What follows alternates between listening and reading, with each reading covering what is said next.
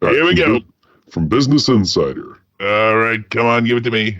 Trump's weird rant about magnets recalls insane clown posse meme. Wait, did he say magnets? How do they work? Basically. All right, wait for this. Oh, that's great. Yeah. All right. So the article says it. fucking magnets. How do they work? Miracles. So here we go. Let me skip on through. He's talking about magnets for electromagnetic aircraft launch system. Okay, just for a little context. He said they had a $900 million cost over on these stupid electric catapults that didn't work. They had almost $1 billion cost over on the magnetic elevators, he said. He's called them magnetic elevators. It's some kind of like aircraft launch system. Okay. He said, think of it, magnets. Now all I know about magnets is this. Give me a glass of water, let me drop it on the magnets. That's the end of the magnets. What? Magnets can be killed by water, says the former president of the United States. That's like, dude, that's what I'm saying. His brain's melting, dude. It's melting. And it was melting before, but like, it's only getting worse.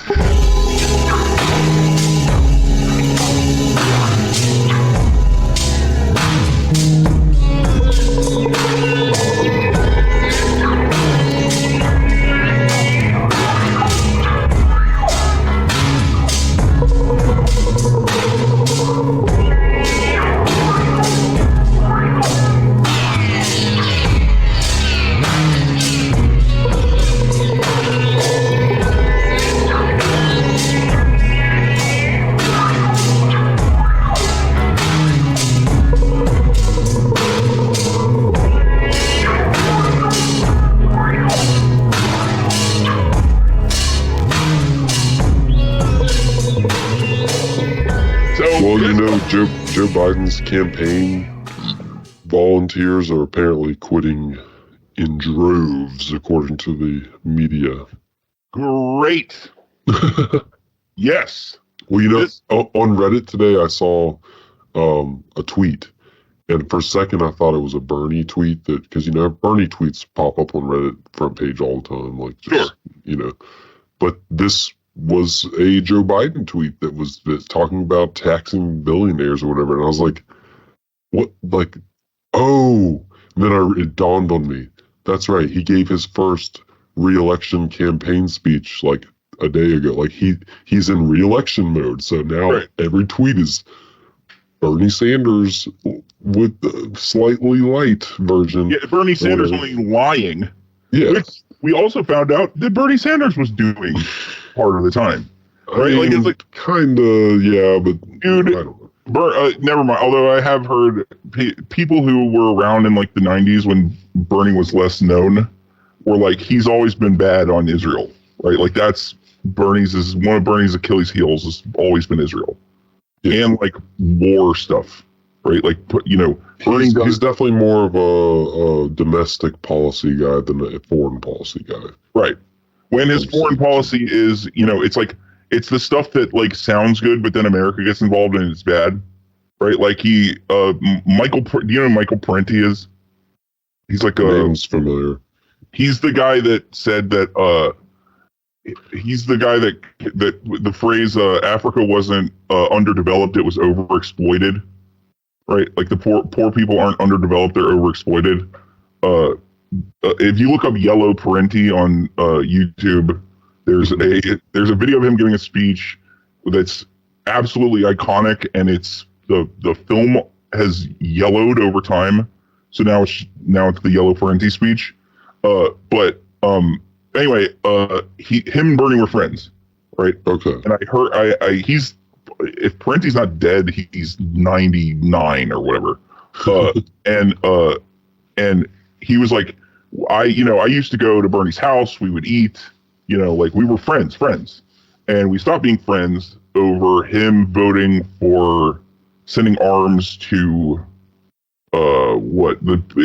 during like Bosnia or one of those conflicts. Like it was like Parenti's a firm, full anti-imperialist, anti-interventionist. Like America is bad, right? Do not send America to help, right? It's bad. It's going to end badly for everyone if America goes, right? And so when Bernie voted for that thing, he cut off contact with him. Done with Bernie, right? And so that apparently, according to the people, according to the like hardcore left, it's like that's Bernie's thing that he's always been bad about is foreign policy when it comes to like thinking that Americans can help. Because if you think about it, that actually plays into what Bernie is like with domestic policy, right? He's like, no, the working class, Americans are good people. You know what I mean? He like says that, right? And it's like, yeah, they are until you give them AKs and send them to fucking another country.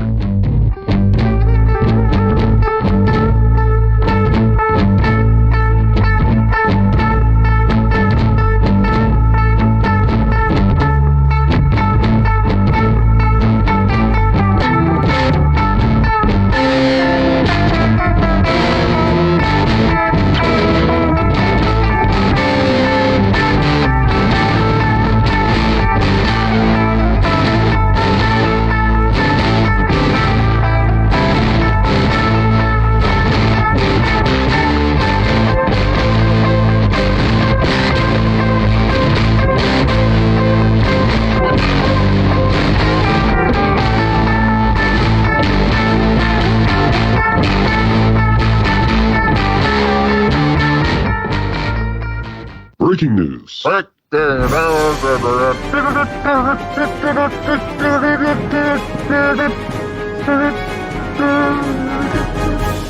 okay. Here we go. From the New York Times, as long as they don't paywall me. United Airlines finds loose bolts in Boeing 737 MAX 9. And we're not talking about just one, folks. Jets. Oh, finesse. Good. Yeah, that hasn't gone wrong. Nothing's ever happened. Well, did you hear about what happened Friday? What? I don't know, maybe. Okay, so a plane took off in America, a Boeing, one of these 737 MAX 9s, took off, and while it was ascending upward, one of the like side panels just fucking flew off of the damn plane. Whoa. And they had to emergency land it. And so this article is, let's see, just came out 20 minutes ago. Anybody die? No, they landed. I mean, luckily there were all the seats next to it were empty somehow, and it was like really good luck. The pilot handled it really well, and no one was injured or anything, except for maybe like slight injuries, small injuries. Fucking trip. All right, so United Airlines said on Monday that it had found loose bolts in panels to its Boeing 737 MAX 9 jets, with an S, that are similar to the part of an Alaska Airlines plane that blew out during a flight on Friday. So it's Alaska Airlines, that's right. So anyways. Frozen tundra. Jesus Christ. But this is, if you remember, I know it was a lot of shit going on at the time with, Trump and everything, but in 2018, 2019, there were like 2 737 jets that just crashed out of nowhere in other countries. Yeah. I think it was Ethiopia and somewhere else. They have calculated the risk down to the T, where they're like, we can afford about 1 to 2 of these situations a year. Yeah, dude. And so we're gonna like cheap out until we get to exactly that amount. That's like fucking crazy, dude. Murder, right? Mm-hmm. Why wouldn't that be murder? Right? Because it's called capitalism, baby. If I calculated the just how loose the fucking brakes on your car could be, and then your brakes failed, and you fucking ate shit and died, I killed you. You know what I'm saying? Like, if I cut the brakes on your car, I killed you, right? Correct? No one disagrees with that. But if I just loosen them real good, then that's fine. Well, it's not that. It's they're using cheap parts, and they're also outsourcing all these different putting together of certain parts and stuff. Like a Boeing jet has like I don't know, like definitely double digits of different companies making the Boeing jets. And Boeing puts their name on it or whatever, but at the end of the day, they're using all these different parts made by these different manufacturers and stuff. And and it's like it's a fucking mess. Back in the day, Boeing was run by engineers. Like the CEO was an engineer and all that shit. And it's like that changed back in the early 2000s or something like that. They completely changed their whole like ethos and everything. And they basically became just like a war profiteer fucking shit. Right, so then maybe they should fucking stop making planes. Let somebody else make planes then. Yeah, right? You guys just make like fucking bombs or whatever. You make bombs, and that way when it malfunctions, it's not less of a big deal, right? Oh no, the bomb didn't go off. Too bad.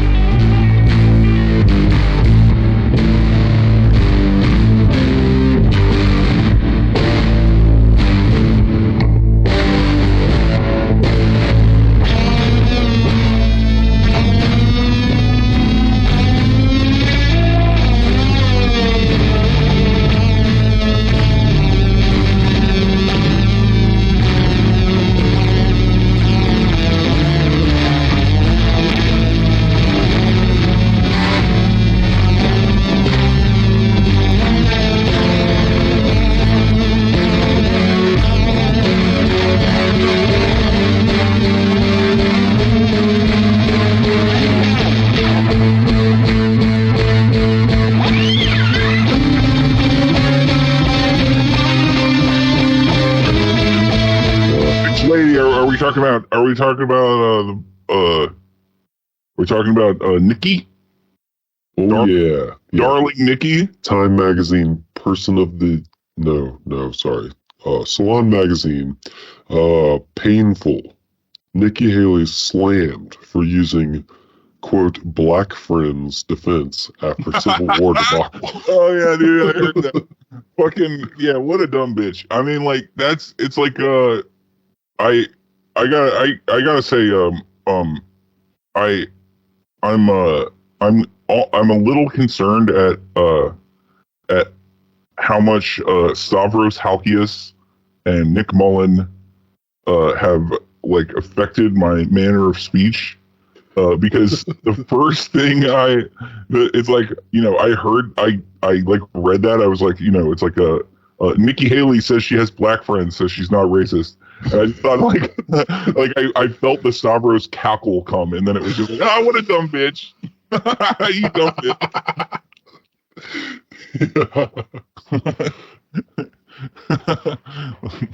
I don't like fucking like yeah, that's like it's like I'm not even really sure why she has to pretend she's not racist. Like, she was like, look, I grew up in South Carolina, and I grew up in South Carolina. We're the state that started the Civil War. So she's like, naturally, I am into Confederate history and revisionist fucking slave shit. Like that's my thing, She said that, but without saying that. Yeah, and people are like, okay, cool. Yeah, I'm from South Carolina. Like it's like whatever. Like anytime she does a gaffe or whatever, it's just her like campaign slogan should just be like, "I'm from South Carolina." Like, what do you expect? Because what do you expect? She's like, I tell you what, I learned from my history from first primary sources. I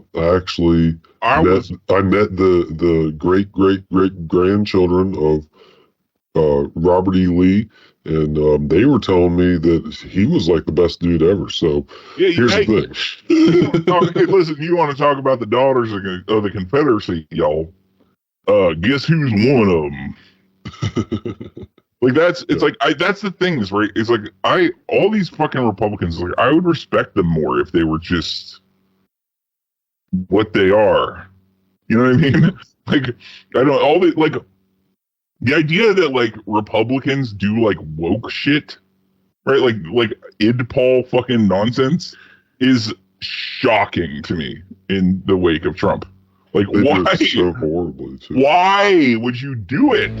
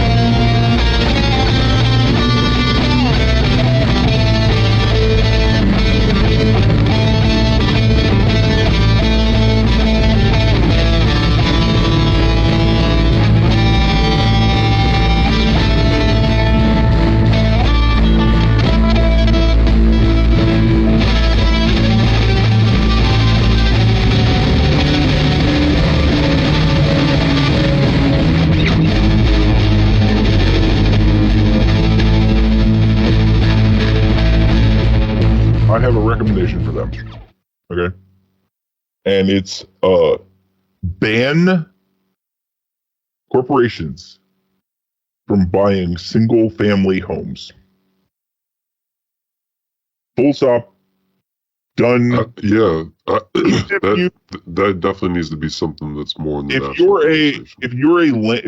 and that's the thing, right? So like people are like, why is no one talking about how the economy is not as bad as it could be, or the economy, like why are people so sad about the economy or whatever?